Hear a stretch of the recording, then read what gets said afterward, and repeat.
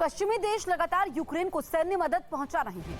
Sweden ने Ukraine को 5000 और टैंक रोधी हथियार दिए हैं। इससे पहले भी स्वीडन रूस के खिलाफ यूक्रेन की मदद कर चुका है। 5000 टैंक रोधी हथियार दिए हैं स्वीडन ने यूक्रेन को। इससे पहले भी यूक्रेन को सैन्य मदद दे चुका है स्वीडन। लगातार कई देशों से यूक्रेन को सैन्य मदद मिल रही है, जिसकी वजह से आज युद्ध के 29वें दिन तक रूस से मुकाबला कर रहा है यूक्रेन।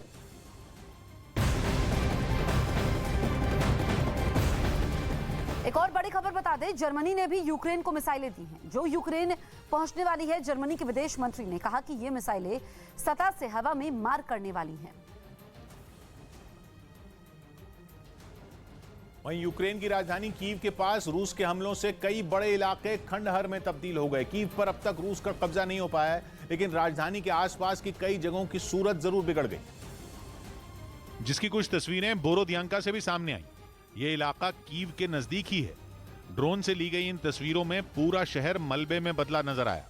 मिसाइल हमले के कई घंटों बाद भी वहां से लगातार धुएं का गुबार उठता दिखा। शहर की कई इमारतें आग की लपटों में घिरी नजर आईं। यही नहीं, जहां तक नजर गई वहां तक मलबा ही मलबा दिखा। सड़क किनारे खड़ी कई गाड़ियां भी मिसाइल हमले में पूरी तरह जल गईं और सिर्फ उनका ढांचा ही दिखाई दिया।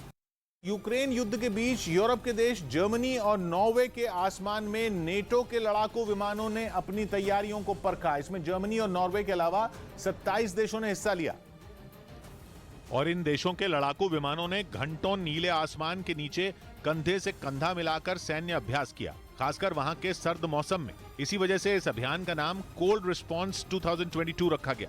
अभी जर्मनी और नॉर्वे दोनों ही देशों में न्यूनतम तापमान -1 डिग्री सेल्सियस के करीब है।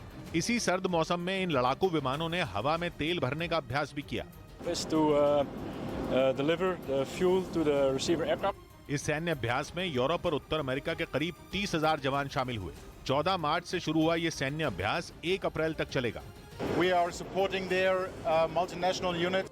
हालांकि इस ट्रेनिंग का समय यूक्रेन युद्ध से पहले ही तय हो गया था, लेकिन इस अभ्यास का मकसद ये बताना भी था कि नॉर्वे समेत नेटो के सभी सदस्य देश किसी भी बाहरी खतरे से निपटने के लिए हमेशा तैयार हैं। पोलैंड ने इशारों में यूक्रेन को नेटो में लाने की वकालत की। जेलेंस्की को नेटो शिखर सम्मेलन में संबोधित करने के लिए आमंत्रित भी किया गया।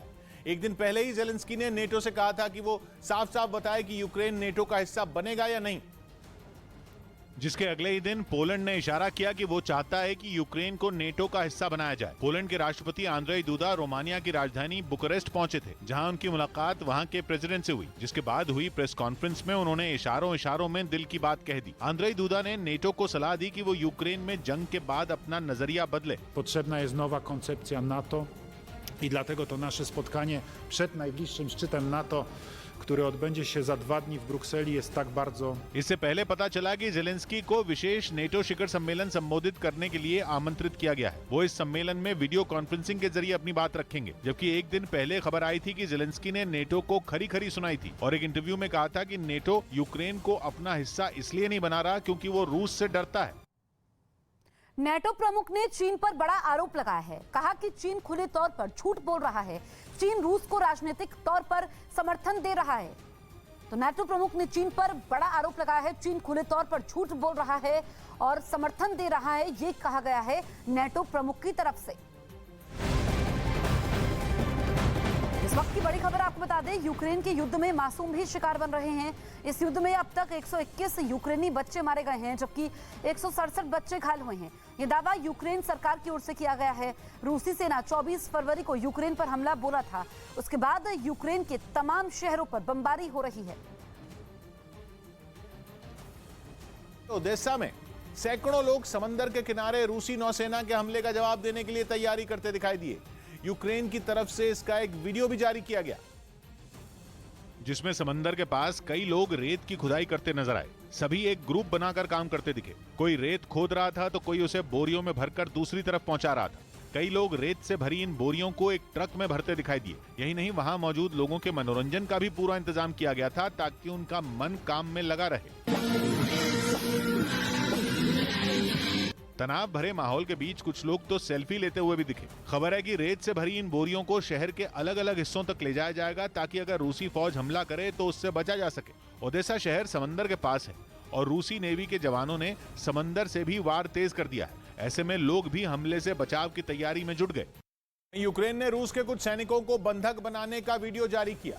रूसी सैनिक जहां यूक्रेन में तबाही मचा रहे हैं तो ज़ेलेंस्की के जवान भी उनको उसी तरह जवाब दे रहे हैं।